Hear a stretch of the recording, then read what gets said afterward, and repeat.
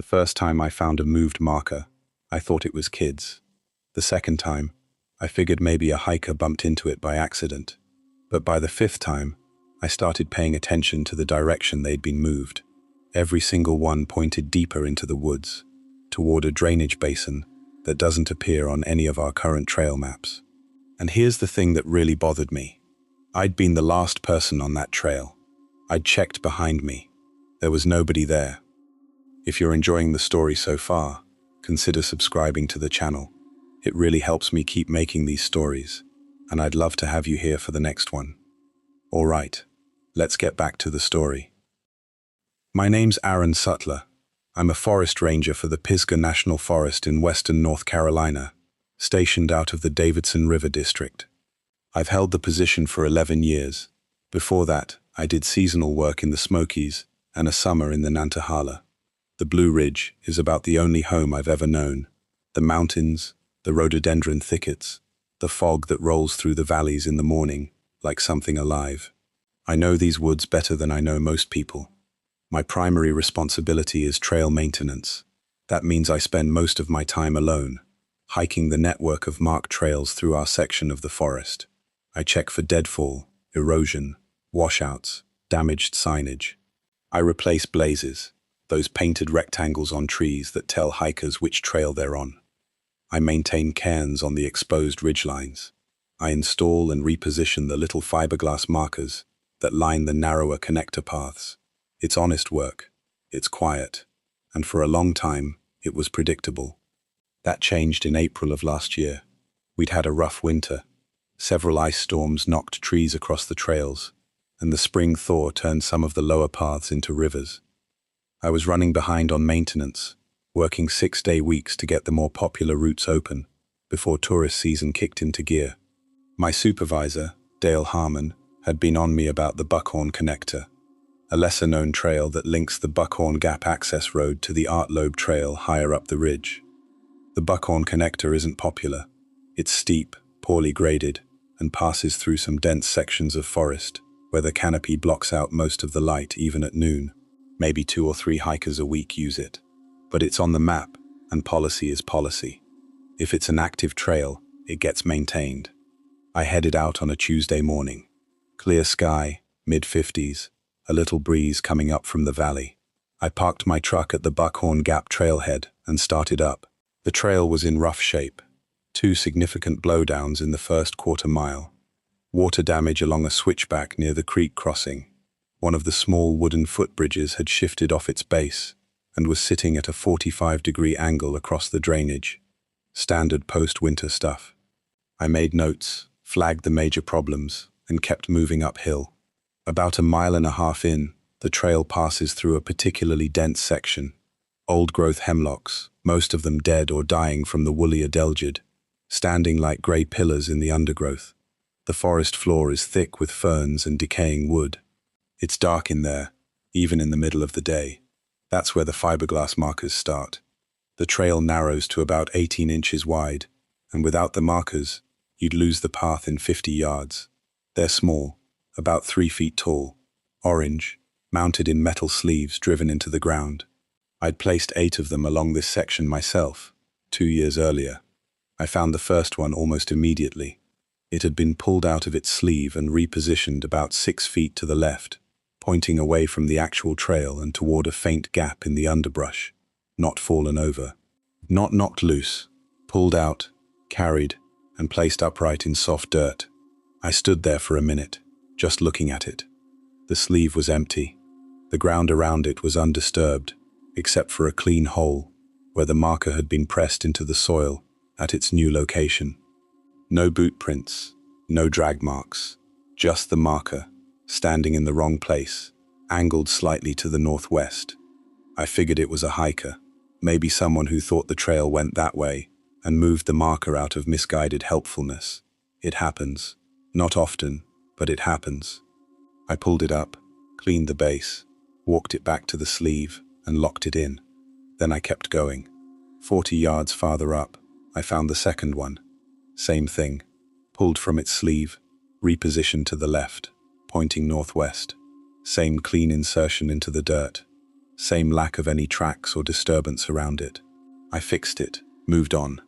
The third was about 60 yards past that. Then the fourth, then the fifth. All 5 markers moved to the left of the trail, all pointing northwest. Each one placed carefully, upright, angled exactly the same direction. I stopped and looked at where they were pointing. Through the ferns and the dead hemlocks, through the undergrowth, the terrain sloped down toward a drainage I knew existed, but had never walked into. It wasn't part of any trail. It wasn't part of any management area I'd been assigned to. It was just a dark fold in the mountain, where water collected and ran downhill. I fixed all 5 markers and finished my assessment of the Buckhorn Connector.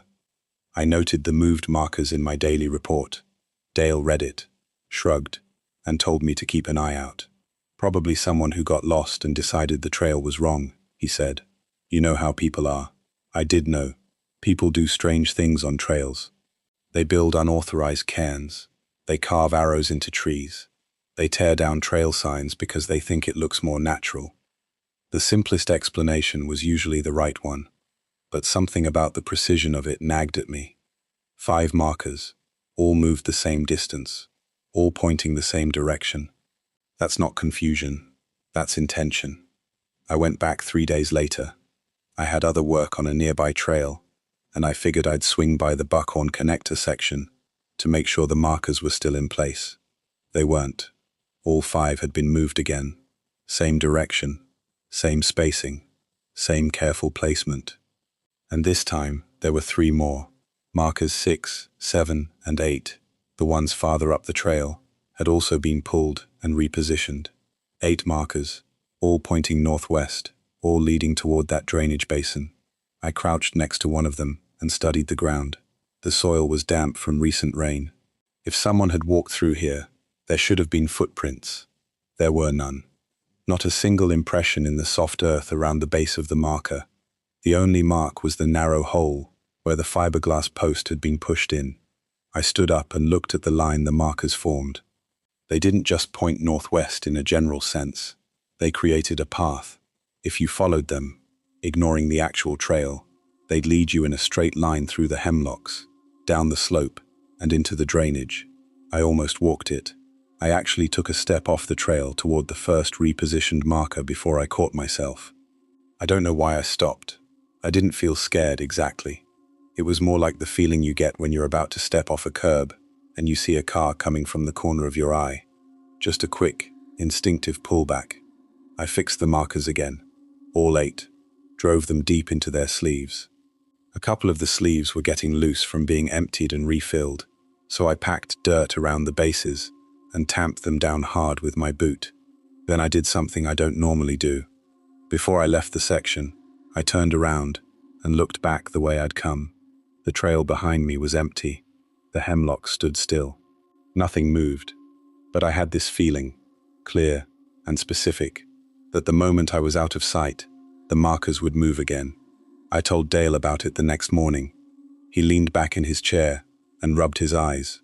Could be a repeat offender, he said. Some local who thinks they know better than the Blazers. You want me to put a camera out there? Yeah, I said. I think that'd be smart. Dale pulled a trail camera from our equipment closet. It was an older Bushnell, motion-activated, infrared flash. We use them sometimes for wildlife surveys, sometimes for monitoring vandalism at trailheads. He handed it to me, and I drove back out to Buckhorn Gap that afternoon. I mounted the camera on a hemlock about chest height, aimed at the cluster of markers near the center of the section. I angled it to cover a wide field of view, maybe 40 feet of trail, and the area immediately to the left where the markers kept getting moved. I set it to take 3-frame bursts on motion activation, with a 10-second delay between triggers. I checked the battery, tested the sensor, and hiked out. I gave it a week. The following Tuesday, I went back. The markers were moved. All 8. Same direction, same precision. The line they formed pointed into the drainage like a row of fingers. I pulled the trail camera off the tree and pocketed the SD card without looking at it in the field. I wanted to see the footage on a proper screen. I fixed the markers one more time and drove back to the station. Dale was out on a call, So I plugged the SD card into the desktop computer in our shared office. The camera had triggered 47 times over the 7 days. Most of the captures were exactly what you'd expect. Deer at dawn and dusk, a black bear ambling through on Thursday, a pair of hikers on Saturday morning. The hikers passed through without stopping. The bear sniffed one of the markers and moved on. I scrubbed through the timestamps looking for anything at the markers themselves. I found it on the 4th night, Wednesday, 2:47 a.m. The camera triggered. 3 frames, just like I'd set it. In the first frame, the markers were in place, all of them visible, standing in their sleeves along the trail. The infrared flash lit the scene in that flat, grey-green wash that makes everything look like a surveillance photo. In the second frame, captured roughly 1 second later, the nearest marker was gone. Just gone. The sleeve was empty. Nothing else in the frame had changed. The ferns hadn't moved. The trees were identical. But the marker wasn't there. In the third frame, the marker was standing 6 feet to the left of the trail, upright, in its new position, pointed northwest, 1 second between frames. No blur, no figure, no animal, no hand pulling the marker out, no person carrying it. In the first frame, it was in the sleeve. In the third frame, it was 6 feet away, planted in the ground, as if someone had paused time, moved it, and pressed play again. I sat there, staring at the screen for a long time. I zoomed in on each frame. I adjusted the brightness, the contrast, the exposure. There was nothing there. No shadow between the trees. No shape in the undergrowth. The marker moved itself, or something moved it, between heartbeats, in complete darkness, without leaving a trace.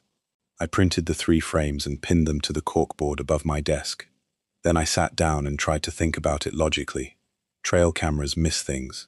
The motion sensor has a reaction time, and there's a brief interval between detection and capture. Something fast, a person sprinting through, could theoretically enter and exit between frames, but that didn't explain the marker. You can't pull a fiberglass post out of a metal sleeve, carry it 6 feet, and push it into the ground in under a second. You just can't. I kept this to myself for a couple of days. Dale saw the printed frames but didn't say much. Sensor glitch, he offered. Or the marker fell and bounced. But markers don't bounce 6 feet laterally and land upright. He knew that. I think he just didn't want to deal with it. That Friday, I went back to the Buckhorn Connector with a different camera. Newer model, higher frame rate. I mounted it in the same spot, but also set my personal GoPro on a nearby tree, aimed at the same area, recording continuous video on a loop that would overwrite every 12 hours. I checked the markers. They'd been moved again. I fixed them. I adjusted both cameras. I left. Saturday morning, I got a call on the radio. A hiker had gotten lost somewhere on the Art Loeb Trail above Buckhorn Gap. Standard stuff. Day hiker went off trail, lost the blazes, couldn't find the path back. Search and rescue was handling it, but they wanted a ranger familiar with the area to assist. I drove out and joined the search team at the trailhead. The missing hiker was a 28-year-old woman named Rachel Voss, visiting from Virginia. She'd started a day hike at 8 a.m. and failed to check in by her planned 3 p.m. return. Her car was still in the lot. Her phone was going straight to voicemail. We split into teams and started working the trail system. I took the Buckhorn Connector because I knew it best.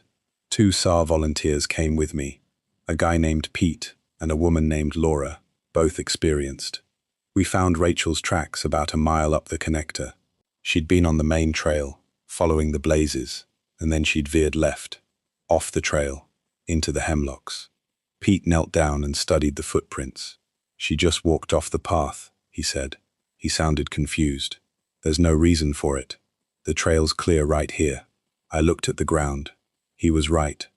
The trail was obvious. The blazes were visible. The markers were in their sleeves. I'd just fixed them 2 days ago. But Rachel's boot prints left the trail and headed northwest, toward the drainage. I followed the prints with my eyes.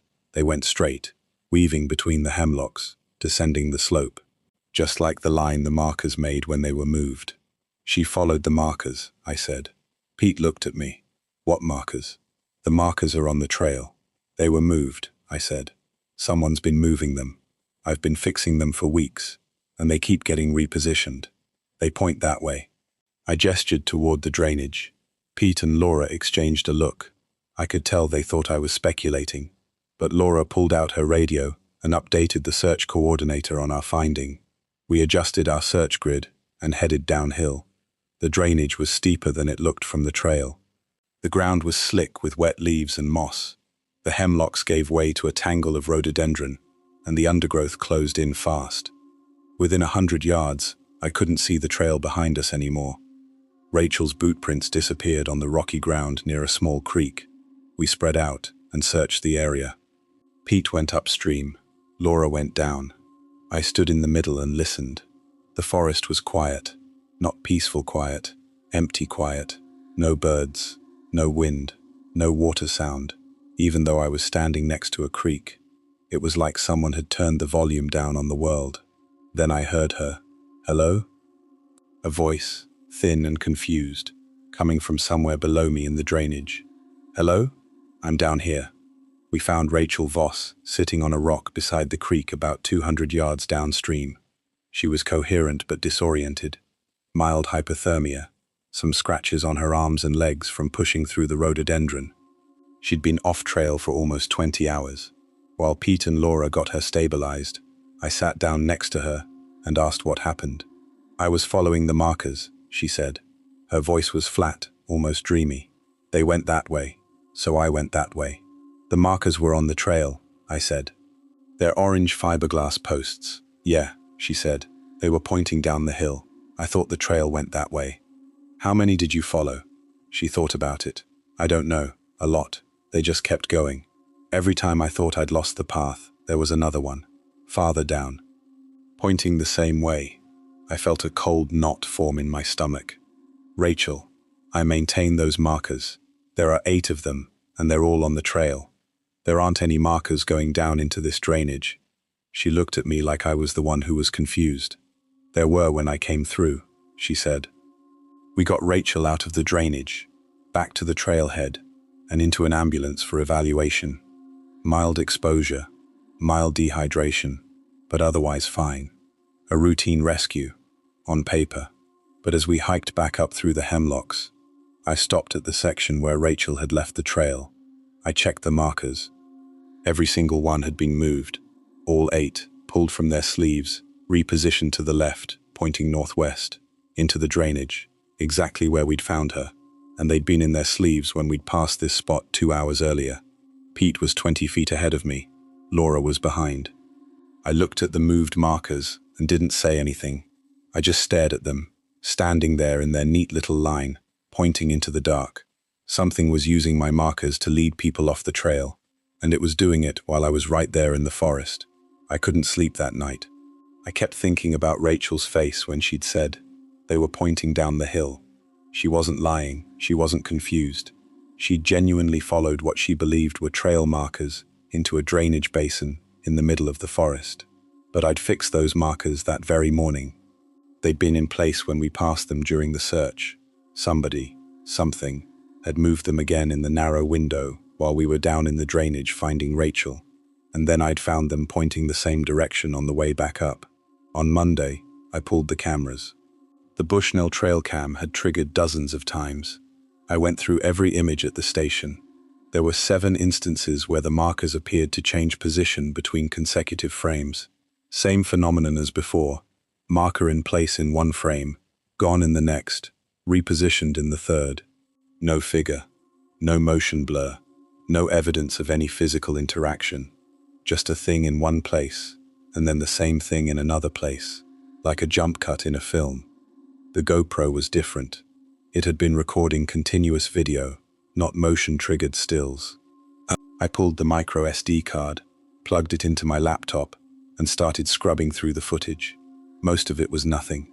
Hours of static forest, wind moving the ferns, light shifting, an occasional animal. Then I found it. Thursday, around 3 a.m. The video was running. The infrared mode cast everything in that familiar gray-green. I could see 4 markers in the frame, standing in their sleeves along the trail. The forest was still. Nothing was moving. Then the footage glitched. That's the only word for it. The image froze for approximately 2 seconds. Not a pause, not a buffer, but a hard freeze where every pixel locked in place. When it resumed, the nearest marker was gone from its sleeve and was standing 6 feet to the left, just like in the still photos. I rewound it, watched it again, same thing. The video ran normally, then froze, then resumed with the marker moved. I slowed it down frame by frame. The last clean frame showed the marker in its sleeve. The next frame was identical, frozen. Then every frame was identical for about 60 consecutive frames. Then the image updated, and the marker was in its new position. Whatever was moving the markers was also interfering with the camera, not avoiding it, overriding it. I showed the footage to Dale. He watched it twice without saying anything. Then he leaned back and said, "That's a corrupted file." "It's not corrupted," I said. "The rest of the video is fine. It only freezes at the exact moment the marker moves. Cameras freeze sometimes, especially in cold temps. The battery drops and..." "It was 58 degrees that night, Dale." He didn't have an answer for that. He just looked at the screen, then at me, and said, "What do you want to do about it?" I didn't know. I honestly didn't know. I was a trail maintenance ranger, dealing with something that didn't fit into any category I'd been trained for. Vandalism? There was no vandal. Wildlife interference? No animal does this. Equipment malfunction? The equipment was showing me exactly what was happening. It just wasn't showing me who was doing it. What I did was start researching the area. If something strange was happening at a specific location, maybe something strange had happened there before. I spent that evening in the district office, going through old files. The Pisgah National Forest has been managed by the Forest Service since 1916. The Davidson River District has records going back decades. Trail logs, incident reports, maintenance schedules, search and rescue records, volunteer correspondence. Most of it's digitized now, but the older stuff is in filing cabinets in a storage room behind the office. I started with the search and rescue records for the Buckhorn Gap area. I was looking for any previous incidents where hikers had gone off-trail in the vicinity of the Buckhorn Connector. It didn't take long to find them. In 2011, a solo hiker named Dennis Pruitt left the Art Loeb Trail near Buckhorn Gap and was found the next day in the drainage below the connector. He told rescuers he'd followed trail markers off the main path. He was treated for exposure and released. In 2007, 2 hikers, a couple from Asheville, went off-trail in the same area. The woman was found in the drainage. The man was found 200 yards farther down, near a rock outcropping. Both said they'd followed orange markers off the trail. In 2003, a volunteer trail crew working the Buckhorn Connector reported that all their newly placed markers had been moved overnight. The crew chief filed a vandalism report and replaced them. The next morning, they were moved again. The crew chief noted, and I'm quoting from the report, "Markers repositioned in a consistent northwest direction. No evidence of human activity. Recommend investigation." There was no record of any follow-up investigation. In 1998, a hiker went off-trail on the connector and was found deceased. His name was Carl Maddox, age 56, from Brevard. Cause of death was listed as accidental, a fall. He'd gone off the trail, descended into the drainage, and fallen from a rock ledge about 30 feet high. His body was found at the base of the ledge by a search team the following afternoon. The incident report included a note from the responding ranger. It said, "Subject appears to have followed an unmarked path off the connector trail. Several fiberglass markers were found off-trail in a line leading toward the drainage. These markers do not correspond to any authorized trail or survey line. Origin unknown. Markers collected and returned to the connector trail." I read that note 3 times. Then I got up and went to the map on the wall. The rock ledge mentioned in the report wasn't marked on our current trail map, but I'd seen it before. It was about 300 yards down the drainage from the connector, a moss-covered outcropping that dropped off sharply into a narrow ravine. If you were walking through the drainage in low light, following markers, you might not see the edge until it was too late.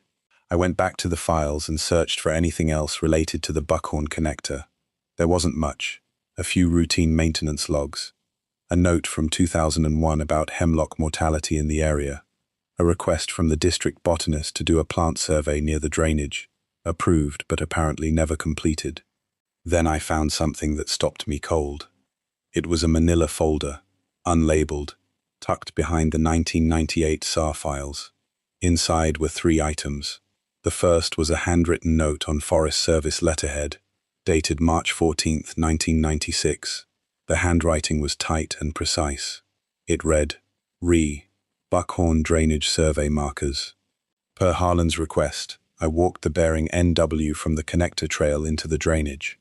Found 7 markers in a line, spaced approx. 40 feet apart, descending toward the rock ledge. These are standard USF's fiberglass markers, orange, matching current inventory. They are not part of any authorized trail, survey line, or boundary demarcation. I have checked with the survey division, the trails division, and the district ranger. No one authorized their placement. No one knows who placed them. Recommend removal and monitoring. G. Torrance. The second item was a photocopied page from what appeared to be a trail register, the kind hikers sign at trailheads. A single entry had been circled in red ink. The date was October 3, 1995. The entry read, followed the markers off Buckhorn Connector. The path keeps going. Didn't reach the end. We'll try again. No name. Just that entry. The third item was a photograph. Black and white. Slightly overexposed. It showed a section of forest that I recognized immediately. The hemlock stand on the Buckhorn Connector. In the foreground, a fiberglass marker stood upright in the ground, clearly off the trail. Behind it, spaced evenly, were more markers, receding into the forest toward the drainage. 5 or 6 of them, each one a little farther from the trail. I turned the photograph over. On the back, someone had written in pencil, found 11/12/95, removed same day, reappeared 11/14/95.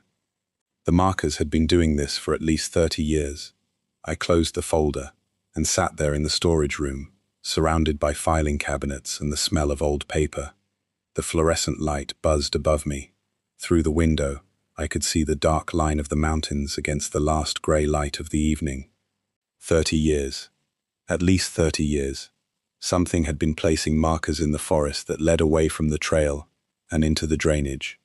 People had followed them. One person had died, and the Forest Service response had been to remove the markers, file a note, and move on. I wanted to talk to G. Torrance. The note was signed with a name I didn't recognize. I checked the personnel records we had on file. Gerald Torrance had been a ranger in the Davidson River District from 1988 to 2002. He'd retired and, according to the last address on file, lived in Brevard. I also wanted to know who Harlan was, the person who'd apparently requested the survey that Torrance had conducted. But the note didn't give a last name, and there were no other documents in the folder that mentioned anyone named Harlan. I took the folder home. I didn't ask Dale. I probably should have. But something told me that if I flagged this through official channels, it would get the same treatment it got in 1996. Someone would file a note. Someone would remove the markers. And in 2 weeks, they'd be back. The next morning, Wednesday, I called the number listed for Gerald Torrance. It rang 4 times and went to voicemail. I left a message identifying myself as a ranger with the Davidson River District and asked him to call me back about some historical trail maintenance records. He called back 2 hours later. His voice was steady, careful, older, but sharp. He listened while I explained the situation. The moved markers, the pattern, the camera footage, Rachel Voss, and the old files I'd found. There was a long silence when I finished. Then he said, "I was wondering when someone would call about that. You know about this?" "I spent 3 years trying to figure out what was happening on that section of trail," he said. "From about 95 to 98. After Maddox fell, they told me to drop it." "Who told you?" "The district ranger at the time. Guy named Harlan Shell. He'd been there since the 80s. He's the one who first asked me to look into the markers. And he's the one who told me to stop." "Why?" Another long pause. "Because of what I found when I followed them." I gripped the phone a little tighter. "You followed the markers into the drainage. Twice, Torrance said.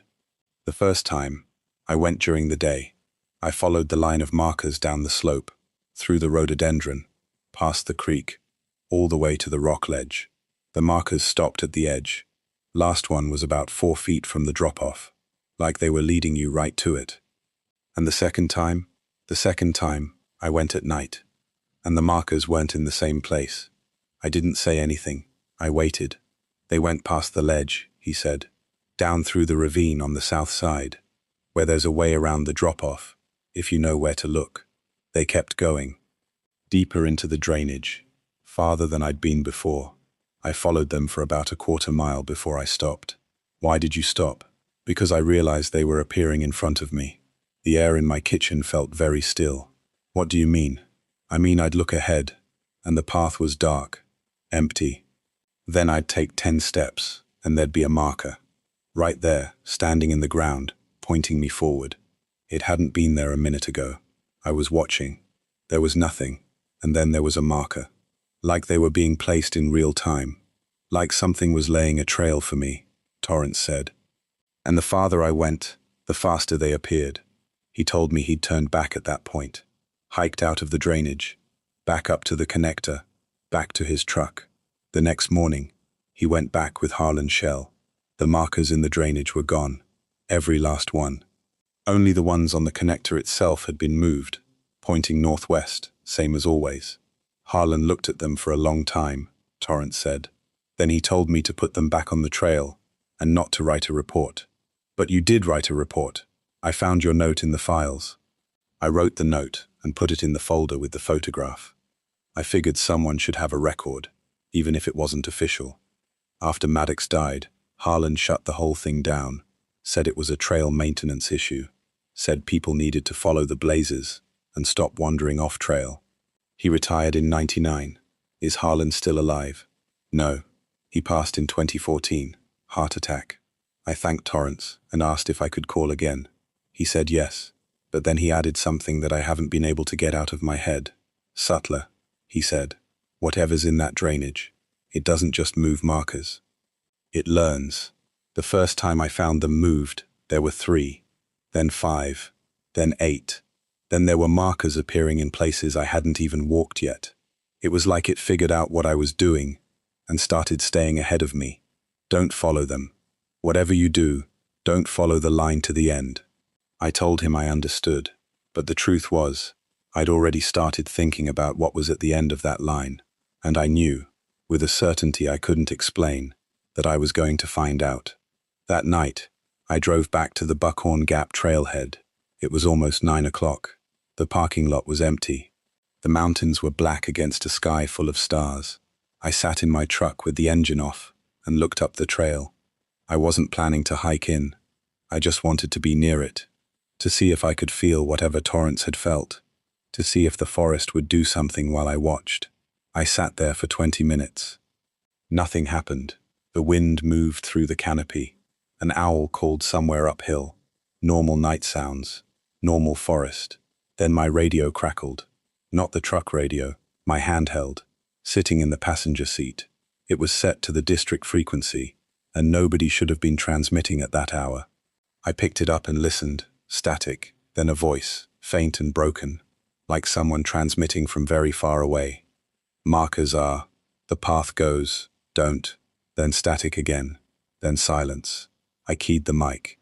This is Sutler, Davidson River District. Who's transmitting? Nothing. Dead air. I tried again. Nothing. I sat there for another 5 minutes, holding the radio, watching the dark mouth of the trailhead. Then I drove home. The next morning, I checked the radio log. No transmissions had been recorded on the district frequency after 6 p.m. the previous evening. But when I got to the office, there was something waiting on my desk. Dale had left it there with a sticky note that read, "Found this in the old equipment closet. Thought you'd want to see it." It was a handheld radio, old model, Forest Service issue, probably from the mid-90s. The battery was dead, the casing was scratched and weathered, and there was dirt in the speaker grill. On the back, someone had written a name in permanent marker. It said Harlan. I held the radio in my hands for a long time. It was heavier than the models we use now. The plastic was sun-faded on one side and stained with something dark along the bottom edge. The dirt packed into the speaker grill wasn't ordinary soil. It was black, fine-grained, with a faint smell like wet iron. The kind of soil you find deep in drainage basins where organic material has been composting for decades. Dale came in around 8. I asked him where exactly he'd found it. "Back of the equipment closet," he said, "behind the old chainsaw cases. I was looking for a replacement battery pack and knocked a box off the shelf. Radio was inside, wrapped in a plastic bag. Was there anything else in the box?" He thought about it. Some old flagging tape, a compass, a folded map. I didn't really look through it. "Why?" I asked him to show me.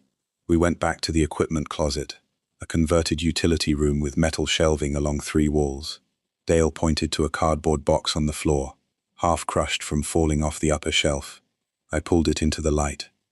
Inside, beneath a tangle of faded orange flagging tape, I found a silver compass with a cracked housing, a US Keys topographic map folded to show the Buckhorn Gap quadrangle, and a small spiral-bound field notebook. The notebook's cover was water-stained and warped.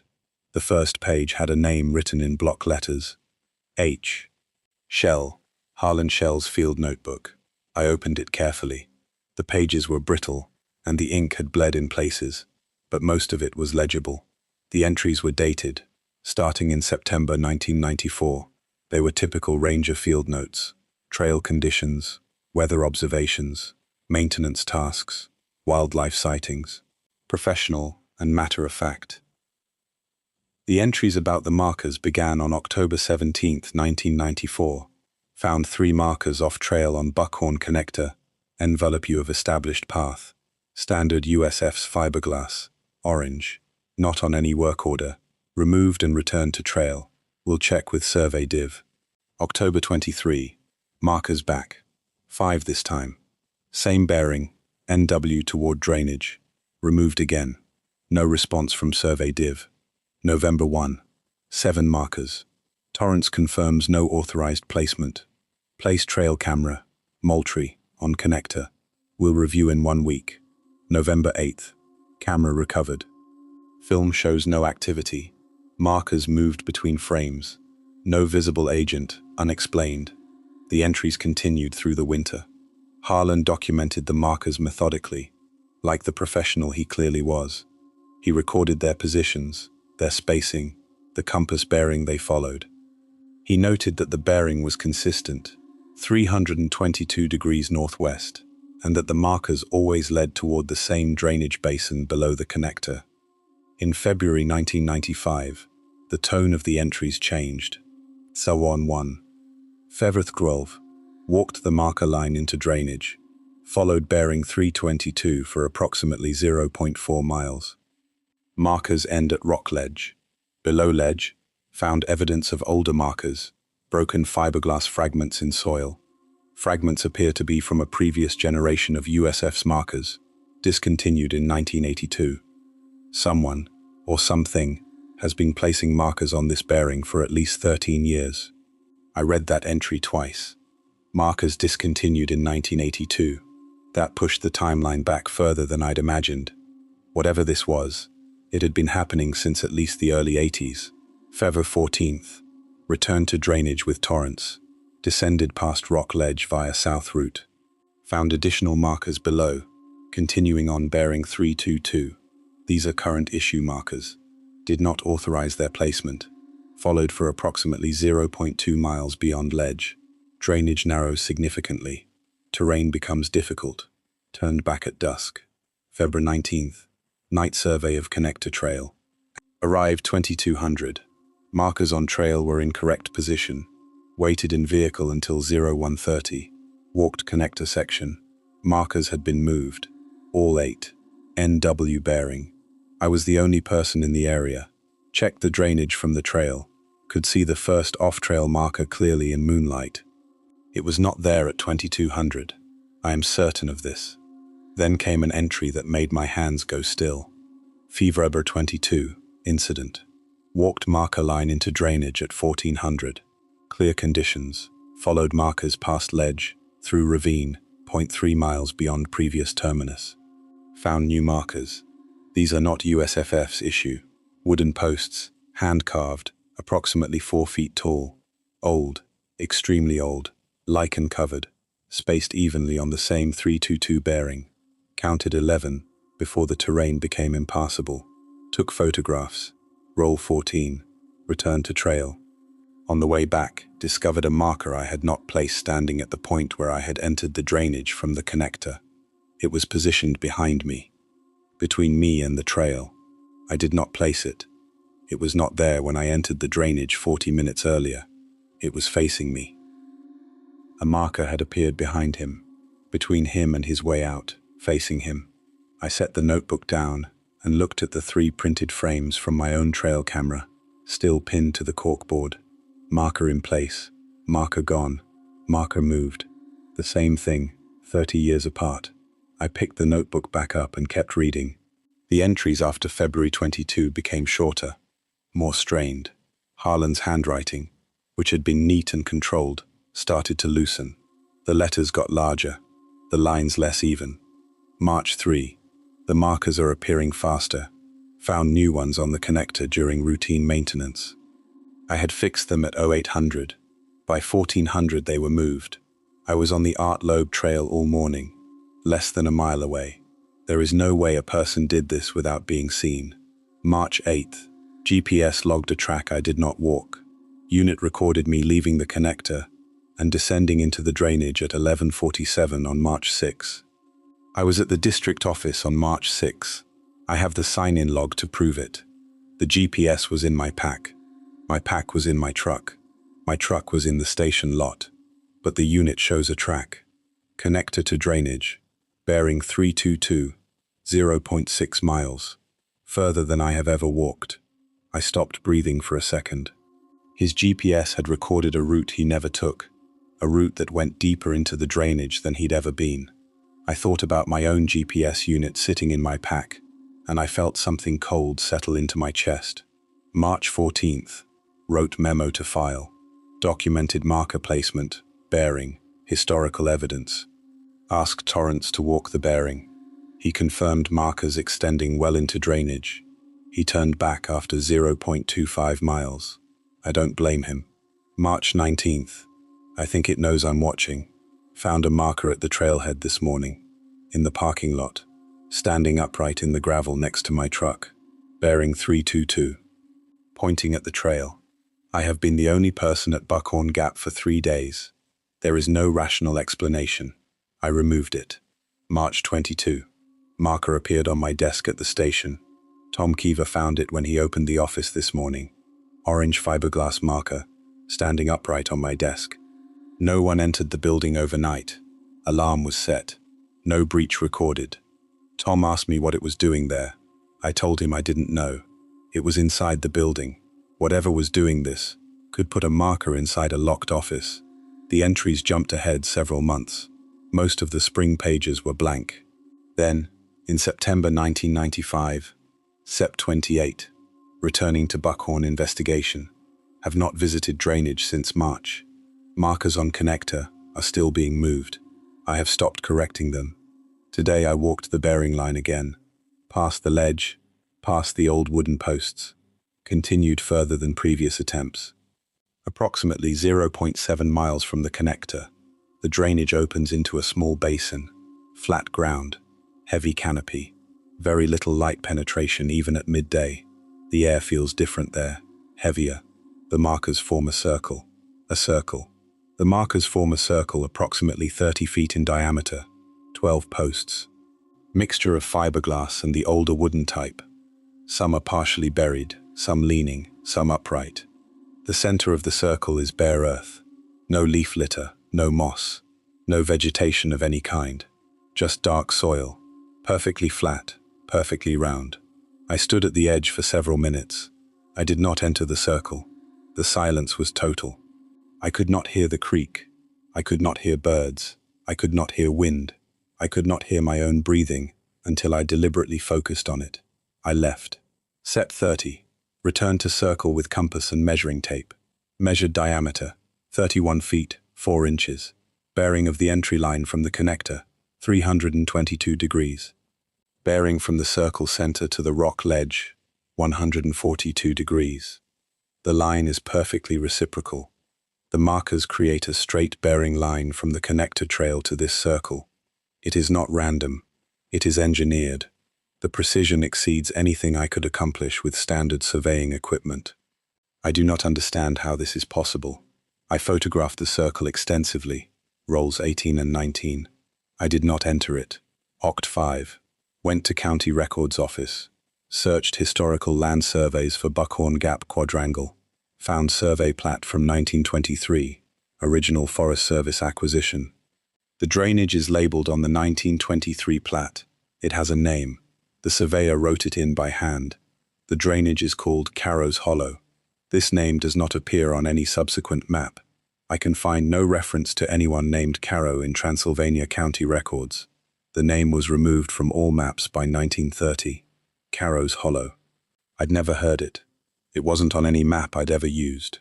The drainage below the Buckhorn Connector was just an unnamed topographic feature, a crease in the mountain where water collected and ran downhill.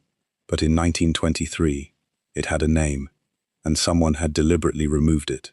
The next entries were the last ones. Written in a different pen, blue instead of black. The handwriting noticeably worse. Shaky, rushed. Oct 14. Returned to circle at night. I know Torrance told me not to. I know I told myself I wouldn't. But the markers appeared at the station again. 2 of them, standing in the hallway outside my office. Facing my door. I have to understand what this is. I have to see it at night. Arrived at drainage 2130. Full moon. Followed the bearing line. The markers were lit by moonlight. They looked like they were glowing. I reached the circle at approximately 22:15. The circle was not empty. There was a marker in the center. One single fiberglass post, standing perfectly upright in the exact center of the bare ground. It had not been there 2 weeks ago. I am certain of this. I measured the circle. I walked the perimeter. The center was empty. The marker in the center was different from the others. It was taller, maybe 5 feet, and it was not orange. It was dark, black or very dark brown. The surface looked rough, textured, like bark, but it was shaped exactly like a standard fiberglass trail marker. I stood at the edge of the circle and looked at it. The silence was the same as before. Total, absolute. I could see my breath in the air, even though the temperature was in the high 50s. Then the marker in the center moved. It didn't fall. It didn't lean. It pivoted, slowly, smoothly, like a compass needle finding north. It turned until the flat face was pointing directly at me.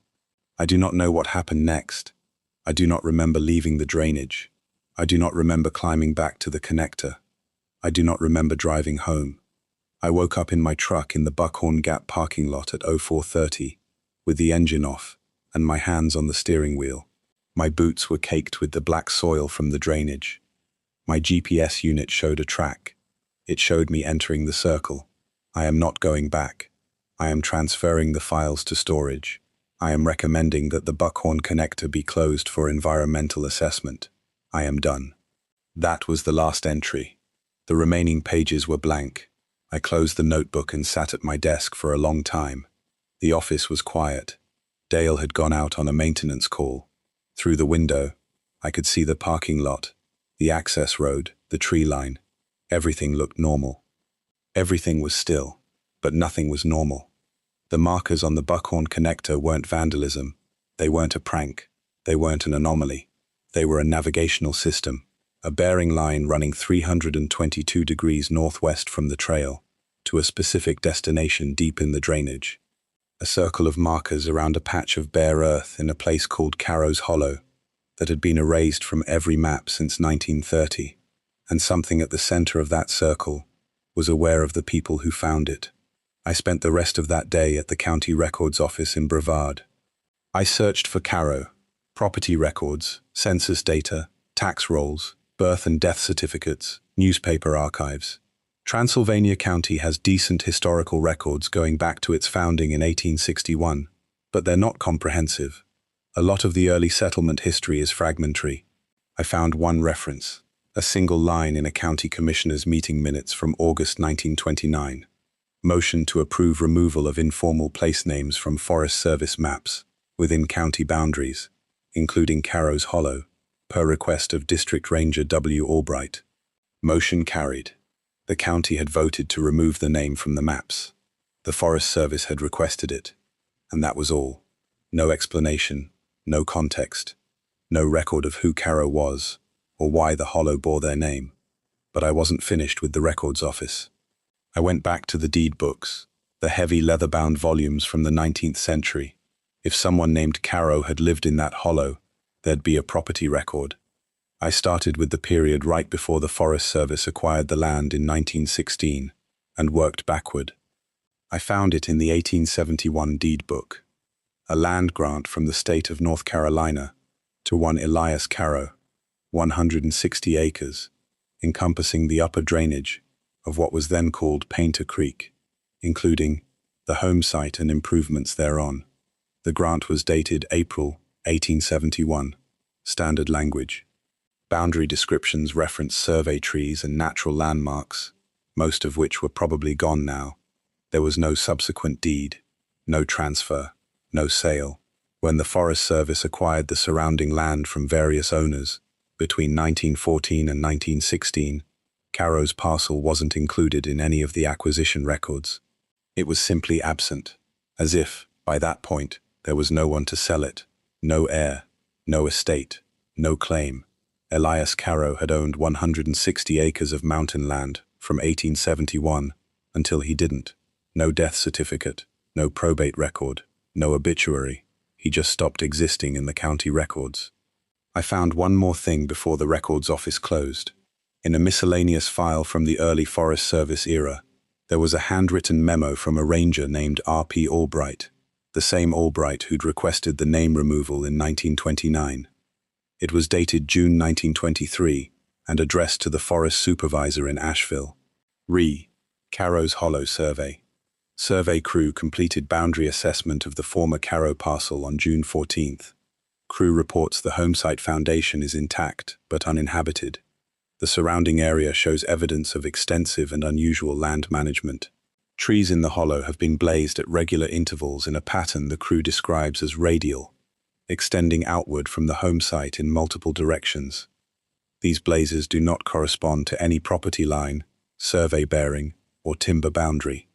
Their purpose is unknown.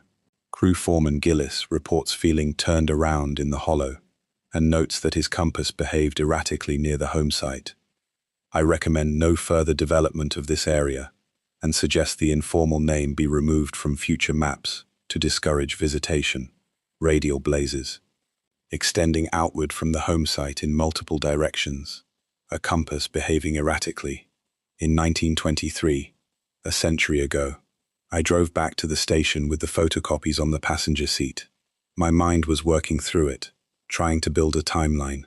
Elias Carrow homesteads the hollow in 1871. At some point, he blazes the surrounding trees in a radial pattern, outward in multiple directions from his home. He disappears from the records. The Forest Service acquires the surrounding land. A survey crew finds the blazes, finds the foundation, feels wrong. The district ranger removes the name from the maps. Decades pass. The blazes are gone. Trees don't live forever, but the bearing lines remain. And something begins placing markers along them. First the older wooden type, hand-carved. Then, at some point, standard USF's fiberglass markers, using whatever materials the forest provides, adapting. Whatever Elias Carrow started in that hollow, whether it was something he did, something he found, or something he became, it was still working, still laying trails, still extending its reach along those radial lines, outward from the home site, through the circle, up through the drainage, to the connector, to the parking lot, to the station, to Harlan Shell's desk. And now it knew about me. I called Gerald Torrance that evening. It was the third time I'd called, and I could hear the weariness in his voice when he answered. Not annoyance, something heavier. He'd spent decades trying not to think about Carrow's Hollow, and I kept pulling him back. Elias Carrow, I said. The land grant is from 1871. He blazed the trees around his home site in a radial pattern, multiple directions. The Forest Service found them in 1923. Torrance was quiet for a moment. Harlan found those, the old blazes. He told me there were scars on some of the oldest trees near the circle, healed over axe marks. He said they lined up on different bearings, all originating from somewhere downhill. He never found the home site, though. He didn't go past the circle. The survey crew in 1923 describes the foreman feeling turned around, his compass acting up. Same things you and Harlan experienced. Same things you're going to experience if you keep going out there. His tone was careful, measured, subtler. I can hear it in your voice. You're thinking about going back. I've already been back. I went to the circle 2 days ago. The silence on the line was thick enough to feel. Did you go inside? Not intentionally. I was standing at the edge, and I realized my feet were on the bare earth. I stepped back immediately. But my boot print is there, Gerald, in the center, deep and clear, like I stood there for minutes. And there are other prints, dozens of them. How many sets? 5 or 6 at least. Different sizes, different treads, all facing outward. He took a long breath. In 98 there were 2. After Maddox, now 5 or 6. He paused. It's collecting people, or collecting their presence. Something about stepping into that circle leaves a mark, and the mark doesn't fade. My GPS recorded me walking past the circle, I said, 400 meters beyond it, on bearing 322. I never took those steps. The GPS shows a track with timestamps. It ends at coordinates that match the Caro home site on the 1923 plat. Torrance didn't respond for a long time. When he did, his voice had changed. Smaller, more careful. Harlan's GPS did the same thing. Back in 95, it logged a track to a location he'd never been. He told me the coordinates, and I wrote them down somewhere. I think I still have them. Can you find them? I'll look. But subtler, listen to me. Harlan followed the markers. He went to the circle. He saw what was inside it. And after that night, the markers followed him. They showed up at his house, on his desk, in his yard, for the rest of his life. He never went back to the drainage, but the drainage came to him. His wife called me 2 months before he died. She said the markers were appearing closer to the house every week, inside the fence, on the porch, and one morning she found one in the hallway, inside the house, standing upright on the hardwood floor, pointing toward their bedroom. I felt my mouth go dry. What did she do? She threw it out, and the next morning there were 2. She threw those out, and there were 4. She stopped throwing them out after that. She just moved them to the garage. Harlan died a week later. Heart attack. You told me. That's what the doctors said. But his wife told me something she never told anyone else. She found him in the backyard at 4 in the morning. He was standing in the grass in his pajamas, barefoot, facing northwest. Not moving, not breathing, just standing there. And around his feet, in a perfect circle, were 12 fiberglass markers. I didn't say anything. I couldn't. The markers were gone by the time the paramedics arrived. His wife looked out the window when the ambulance pulled up, and the yard was empty. Just Harlan, lying in the grass where he'd fallen. No markers, no evidence. She told the EMTs she'd found him on the ground. She never mentioned the circle. You believe her? I believe her because I went to the house after the funeral. I walked the yard. The grass where Harlan fell was dead. A perfect circle of dead grass, about 30 feet across. 12 spots around the perimeter, where nothing would grow, spaced evenly, like something had been standing there long enough to kill the roots. The rest of the yard was fine. I thanked Torrance and told him I wouldn't call again. He said he hoped that was true. The next morning, I made a decision. I was going back to the drainage one more time, not to the circle, past it, to the home site. Harlan had never reached it. Torrance had never reached it. But whatever was happening originated there, from the foundation, from the radial pattern, from whatever Elias Caro had done or become on that piece of land. I needed to see it for myself. I know how that sounds. I know it sounds like every story where someone says, I had to go back, and the audience thinks they're an idiot.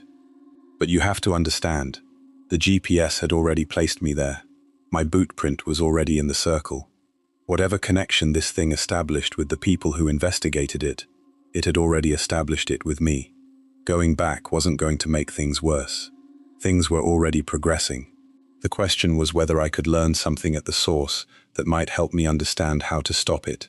That's what I told myself. Whether it was true, or whether I was just being pulled along the bearing line like everyone else, I honestly can't say. I went early. 6 a.m., first light. I told no one. I parked at the trailhead and started up the connector. The markers were on the trail, in their sleeves, where they belonged. I didn't check them. I didn't care about them anymore. They were just the first segment of the line. I already knew where the line led. I descended into the drainage. The markers were there, lining the way. I followed them on autopilot, past the hemlocks, through the rhododendron, along the creek, past the rock ledge, down into the ravine. The silence fell at the same point as before, about half a mile from the trail. Not gradually, a clean edge, like stepping through a doorway into a soundproofed room. One step, the creek was babbling. Next step, nothing. I reached the circle. The boot prints were still there. The bare earth, the ring of markers. I didn't stop. I didn't look at the center. I walked past it on bearing 322 and kept going. Beyond the circle, the drainage deepened. The creek disappeared into the rocks. The forest closed in, old hardwoods with massive canopies that shut out the sky. The light went grey and flat, directionless, as if the sun were behind thick clouds. It wasn't. I'd checked before entering the drainage. Clear morning, not a cloud anywhere, and there were markers. Fresh ones, orange fiberglass, identical to the ones on the connector, spaced every 20 feet, standing upright in the soil, leading me forward. They hadn't been here before my last visit. I was certain of that. The markers had only extended to the circle then. Now they continued past it. Torrance's words echoed in my head. It was like something was laying a trail for me, and the farther I went, the faster they appeared. I followed them. I counted. 13 markers past the circle. 14. 15. The terrain dropped sharply into a narrow hollow, the contour cluster I'd identified on the topo map. The ground leveled at the bottom, the trees thinned slightly, and there it was. Not a cabin, not a ruin, a foundation. 3 courses of stacked fieldstone, roughly rectangular, maybe 12 by 16 feet. The stones were half buried in soil and covered in moss. A few had fallen outward. The interior was filled with earth and leaf litter. Whatever structure had stood here was gone, rotted, collapsed, reclaimed by the mountain 100 years ago. The Caro home site. I stood at the edge and studied it. The stonework was old, older than anything I'd seen built in these mountains. Hand-placed stones, unmortared, fitted together with the patience of someone who understood weight and balance. The corners were surprisingly square. At the northwest corner of the foundation, a marker stood. Not fiberglass. Not wood. Stone. A thin slab of dark rock, about 4 feet tall, roughly shaped into a rectangular post. It looked like a trail marker carved from the mountain itself. The edges had weathered smooth, and the same heavy lichen from the wooden markers near the circle covered its surface. It had been standing here for a very long time. On the southeast corner, facing back toward the drainage, there was another stone marker. Same dimensions, same dark rock. The two were aligned on bearing 322, the same line that ran from the connector through the circle to this spot. I stepped carefully over the foundation wall and into the interior. The soil was darker here, finer, with that wet iron smell. The same soil from the circle. The same soil caked into the speaker grill of Harlan's radio. I crouched and brushed away the leaf litter. Beneath the leaves, the ground was smooth. Not just flat, compacted, pressed down by something heavier than footsteps, harder than rain. And in the smooth surface, there were marks. Shallow grooves in the soil, forming a pattern. I cleared more debris. The pattern became visible. Lines, dozens of them, radiating outward from a central point, like spokes from an axle. I counted them carefully. 32. 32 lines scored into the earth, each running from a shared center point to the edge of the foundation wall, and presumably beyond. A compass rose with too many points, a bearing wheel etched into the ground. One of the lines pointed northwest. I pulled out my compass, bearing 322. I stood in the center of the pattern and turned slowly, following the lines with my eyes. They pointed in every direction: northwest, toward the connector; northeast, east, southwest. Every bearing had its line, its own spoke reaching out from this spot. This was the origin point, not the circle. The circle was a waypoint, a junction, a relay. This foundation was where every line began. The markers didn't lead from the trail into the drainage. They led from here, outward, reaching toward the trail, reaching toward people. I thought about the 1923 survey report. Trees in the hollow have been blazed at regular intervals, in a pattern the crew describes as radial, extending outward from the home site in multiple directions. Elias Carrow had cut these bearings himself.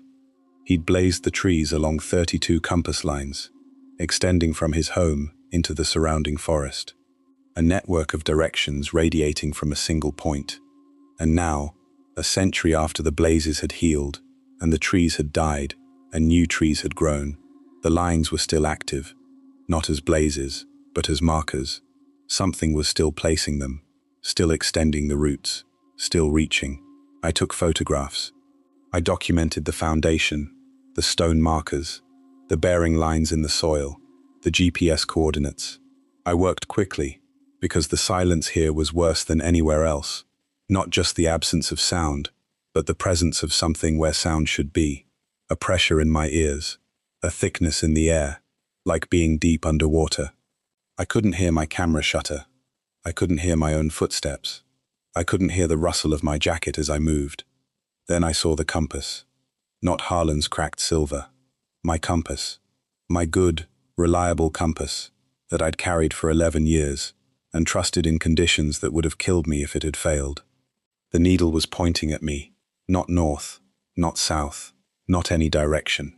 The needle was oriented toward the center of the foundation, toward the central point of the bearing wheel, regardless of which way I held the compass. I rotated it. The needle tracked me. I held it above my head. The needle tilted upward, pointing at my hand. I set it on the ground. The needle swung and pointed at my chest. I picked it up and walked to the edge of the foundation. The needle followed me, pointing inward, back toward the center. I stepped over the wall. The needle swung, tracking toward the foundation. I walked 10 feet, 20 feet, 30 feet. The needle still pointed behind me, toward the home site. This place was a magnetic center, or something that behaved like one. It pulled compass needles the way the Earth's poles do. But this pull was local, concentrated, and strong enough to override magnetic north from 30 feet away. I pocketed the compass and checked my GPS. My track log showed my route from the trailhead to the home site, clean and accurate. But as I watched, a second track began drawing itself on the screen, a new line, extending from the home site, on a bearing of approximately 187 degrees, almost due south, into a part of the forest I'd never been. The phantom track stretched, adding waypoints, recording timestamps. According to my GPS, I was simultaneously standing at the Carrow home site and walking south through the forest at 2-3 miles per hour. I turned the GPS off, shoved it in my pack. Something caught my eye as I stepped back from the foundation. Near the base of the northwest stone marker, partially buried in the soil, a flat object protruded from the earth. I crouched and worked it free with my fingers. It was a tin box, small, about the size of a paperback book, heavily corroded, the lid rusted shut. I couldn't open it there. I put it in my pack. I turned to leave. The markers were there, lining the route back toward the circle. 15 orange fiberglass posts in a row, pointing the way out. I started walking. After about 100 feet, I stopped. I'd been counting the markers as I passed them. I was at 13. That was correct. 15 total, -2 behind me. But I looked back to confirm, and my stomach dropped. There were 5 markers behind me. Not 2, 5. 3 new ones stood in the spaces between the ones I'd already passed. filling gaps, closing the distance between me and the home site. They were facing me. Every flat orange face pointed in my direction, like a row of people watching me walk away. I turned forward and kept moving. I didn't count anymore. I didn't look back. I just walked at a steady pace through the drainage, past the circle, up the ravine, past the rock ledge, through the rhododendron, back into the hemlocks. The sound returned gradually as I climbed. First the creek, then wind, then birds. By the time I reached the connector trail, the forest sounded alive again. I turned around. The forest behind me was thick with markers. Not 8, not 20. More than I could count. Orange fiberglass posts standing in the undergrowth as far as I could see, packed close together like fence pickets, filling the spaces between the hemlocks, lining the slope down to the drainage. Hundreds of them, every single one facing me. They stood there in perfect silence, their flat orange faces all turned in my direction, like a crowd that had followed me up the hill and stopped at the tree line. I stared. They didn't move. They just stood there, impossibly dense, impossibly many, each one an accusation. Then I blinked, and they were gone. The undergrowth was empty. The hemlocks stood alone. No markers. Not even the 8 that belonged on the trail. The sleeves were empty. All 8. The forest looked exactly as it had before any of this started. Just trees, and ferns, and soft grey light. I stood there for a long time, breathing hard, my hands shaking. Then I hiked down to the trailhead, got in my truck, and drove back to the station. I walked into the office and sat down at my desk. The corkboard was in front of me. The 3 printed frames from my original trail camera were still pinned up. Marker in place. Marker gone. Marker moved. But there was a 4th image pinned beside them. A photograph I hadn't printed. A photograph I hadn't taken. It showed me. From above, standing at the center of the bearing wheel in the Caro Homesite Foundation. The radiating lines were visible in the soil around my feet. The stone markers stood at the corners. My face was turned upward, looking directly into the lens. I was smiling. I don't remember smiling. I don't remember looking up. I wasn't at the center of the bearing wheel. I'd been careful to avoid the central point once I saw the pattern. But there I was, in an image pinned to my own corkboard. In an office I'd locked that morning, smiling up at something above me, or at nothing at all, with an expression on my face that I didn't recognize. Not happiness. Something closer to recognition, like I was looking at something I'd been expecting to see. I took the photograph down. On the back, written in pencil, in handwriting that was small and precise, and definitely not mine, were 2 words. Almost home. I sat at my desk and held that photograph for a very long time. Then I opened the tin box. The corrosion had weakened the lid enough that it came free with moderate pressure. Inside, protected by the seal of rust, were 3 items: a folded piece of paper, brown and brittle, a small brass compass, its crystal clouded, and a hand-drawn map. The paper was a letter. The ink was faded to a pale brown, but still legible. The handwriting was angular and deliberate. To whoever finds this place. My name is Elias Caro. I have lived in this hollow since 1871. I came here because the land spoke to me. I do not mean this in the manner of a poet. I mean the land made a sound, and I followed it. I followed it here, to this basin, to this flat ground, to this spot where the directions meet.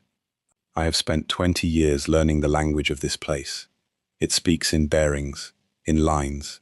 The lines go out from this spot in every direction, and each line reaches something: a creek, a ridge, a road, a person.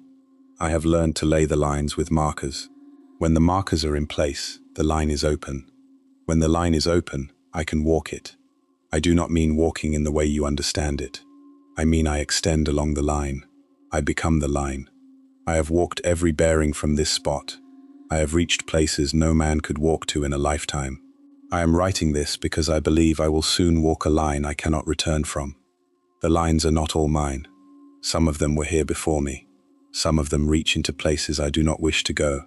But the lines are restless, and they want to be walked. If you have found this place, The lines have already found you. You followed them here.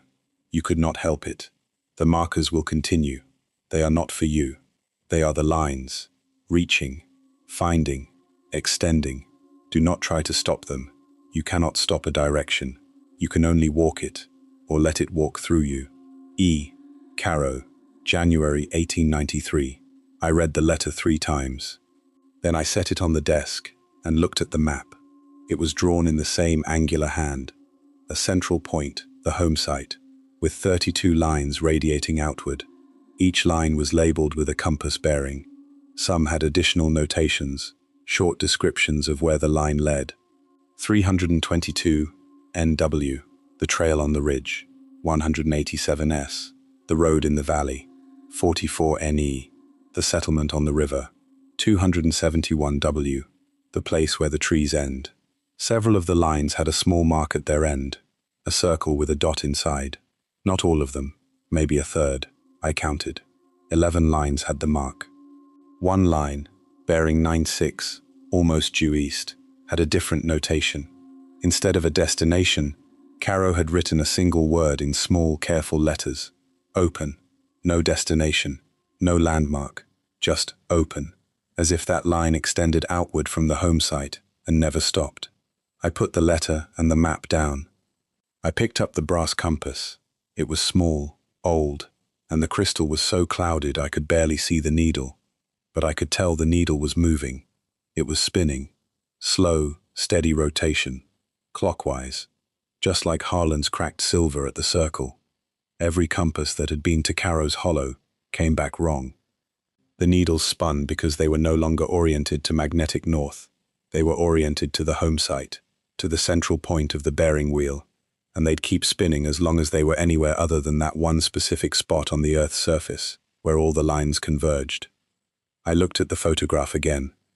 Me at the center of the wheel, looking up, smiling. Almost home. I understood now.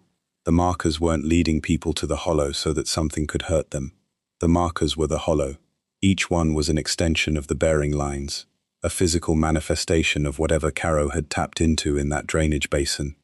The lines wanted to be walked. They wanted to be extended. And the people who followed them, who investigated them, who fixed them, who obsessed over them, they became part of the system. Their attention fed it. Their footsteps extended its range. Harlan had walked the lines, and the lines had followed him home. The markers appeared at his house because he'd carried the bearing with him. He'd become a waypoint, like the circle, like the home site, a node in the network. And at the end, when the lines had fully mapped him, they'd drawn their circle around him one last time. And me, my boot print was in the circle. My phantom GPS tracks were being logged. A photograph existed of me standing at the center of the origin point, taken from an angle that shouldn't exist. The lines were mapping me, learning my routes, my trail, my truck, my station, my home. The markers would come, just like they came for Harlan. They'd appear at the trailhead first, then the parking lot, then the station, then my apartment.